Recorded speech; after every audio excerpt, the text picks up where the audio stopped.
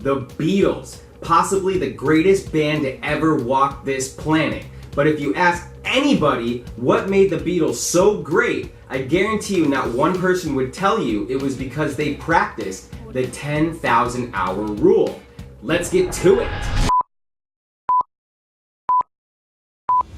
When I read about the 10,000 hour rule, I was pretty blown away. In the book Outliers by Malcolm Gladwell, he talks about this rule and how it transformed the Beatles' career. Of course, if you asked a Beatle, they would probably say, "What's the 10,000 hour rule?" But before we get to that, let's talk about where the Beatles started their career, in Hamburg, Germany.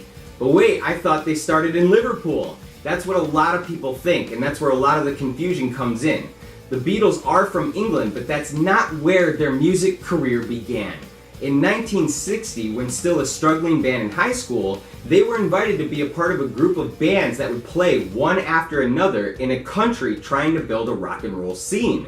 There were no clubs with live music in Hamburg, just bars and strip clubs. So, John Lennon, Paul McCartney, George Harrison, and Ringo Starr saddled up ready to bring rock and roll to the deprived city of Hamburg. But here's the thing, it was pretty bad out there. They barely made a dime. The sound systems were awful, it was either way too loud and distorted, or too quiet and you couldn't hear anything, and on top of that, the crowds were super mean to the Beatles, and they were uninterested to say the least. So what in the world made this place so important to the Beatles' career? And this is gonna sound like a simple idea, but it was the sheer amount of raw time they spent live on stage. And this is where the 10,000 hour rule comes in. It is said that if one practices their craft like basketball, writing, or science for 10,000 hours, that individual can be considered world class in their field. And in case you're curious, there are 8,760 hours in 1 year. So German promoters were desperately trying to create a rock and roll scene, so they came up with this formula to always have a band playing 24 hours a day, 7 days a week. And they didn't have too many bands at the time, so the Beatles would end up on stage for up to 8 hours at a time, 5 nights a week. John Lennon said that the longest live performance the Beatles ever had in Liverpool before they went to Hamburg was only an hour. So how many live performances and time did the Beatles spend on stage in Hamburg? Check this out. From 1960 to 1962, John, Paul, George, and Ringo traveled to Germany 5 times. The first trip accounted for 106 live performances, playing at least 5 or more hours each night. On their second trip, another 92 times, then 48 more times on their third trip, tallying up 172 hours on stage. Their final 2 gigs accounted for another 90 hours of playing time. They had performed 270 times over a year and a half.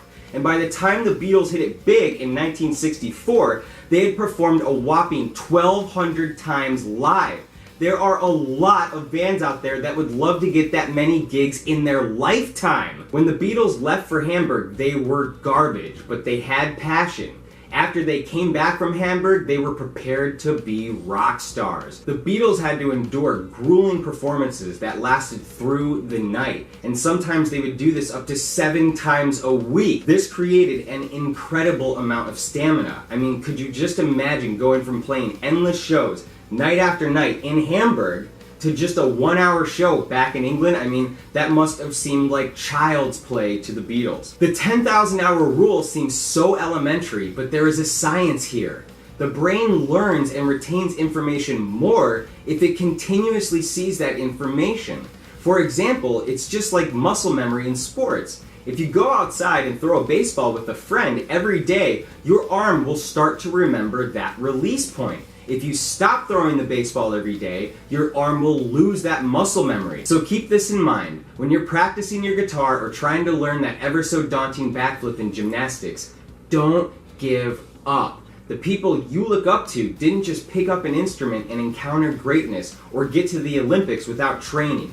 No, they practiced and practiced and practiced, eventually becoming masters of their craft.